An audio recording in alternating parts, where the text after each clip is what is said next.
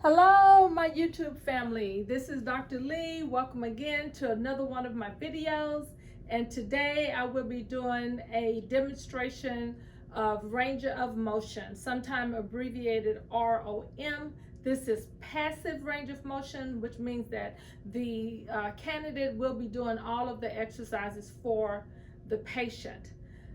I will be demonstrating the range of motion exercise for the elbow and for the wrist. Okay, this exercise, when you're going to take your nurse aide state exam, will be done on a live patient. So with that, I'm going to exit and come into the patient's room.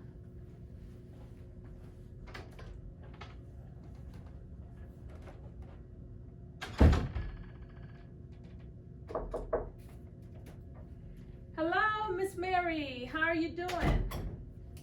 Good morning. My name is Dr. Lee, and I'm here to do range of motion exercises to your elbow and also to your wrist. All right.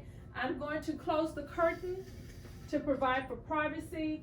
I'm going to wash my hands and I'll be right back. At this point, I would simulate washing my hands.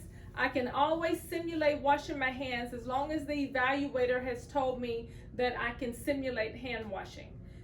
Keep in mind, the very first skill that you will be given is hand washing. You would have to physically come to the sink. Once the evaluator says you can simulate, I can just say I'm washing my hands. So she's told me I can simulate washing my hands. I'm ready to go back to the patient. Miss Mary, I'm going to be doing range of motion to, this is your left arm, and the evaluator will tell you which arm she wants you to do range of motion to. And I'm going to assume she told me to do it to the left elbow and wrist. So I'm going to uncover the left elbow and wrist, supporting at the joint. So at the elbow and at the wrist. Make sure you're not holding the hands, but you're holding the joints. So the first one, I'm going to go up to the shoulder and then straighten out 3 times. That was 1. Miss Mary, if you have any pain or discomfort, be sure and let me know. So here we go. 1, 2, 3. Good job. I'm going to put the hand down. Now, supporting the wrist, I'm going to take the hand and move toward the shoulder and backwards 3 times. Miss Mary, again, if you have any pain or discomfort, let me know. 1, 2, 3. Great job, Miss Mary. Any pain or discomfort? No, you're okay? Great. Put your hand under the cover. Let me make sure that you have your call light with you, and you do. Is there anything I can get for you before I leave? Would you like the lights off or your TV on? You're good? Okay, great. Thank you so much for letting me take care of you. I'm going to open my curtain to make the patient more comfortable where they can look around the room. I'm going to wash my hands. I always wash my hands at the end of my skill. I would look at the nurse evaluator and say, I'm through with my skill. So this one is an easy skill.